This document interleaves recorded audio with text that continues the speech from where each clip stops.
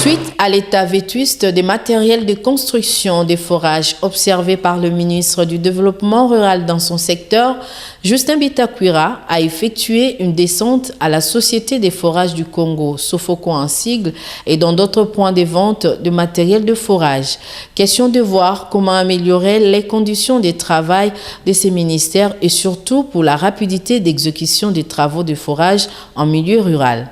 Nous ne pouvons qu'aller effectivement vers certains privés qui ont du matériel performant et qui peuvent fournir effectivement le projet que nous comptons faire sur l'instruction du président de la République.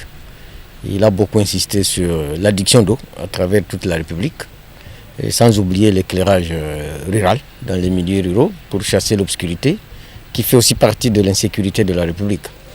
Et c'est ainsi que je suis venu partager un peu d'expérience avec ce que fait Sofoco et les gens qui peuvent fournir en grande quantité le matériaux d'adduction d'eau.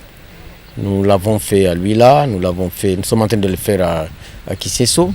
D'ailleurs, prochainement, nous avons fait une commande d'une machine pour aller faire l'adduction d'eau à l'hôpital du président de la République, à Makobola. Nous allons y descendre dans les 2 semaines qui viennent. En dépit de l'expertise extérieure, le numéro 1 du développement rural fait appel à l'expertise locale pour l'accompagner dans cette lourde tâche.